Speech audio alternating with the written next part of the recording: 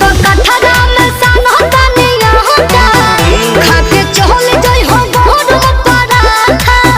वैसे करबो तो प्यार नहीं गहरे रही भीतरी रही चाहे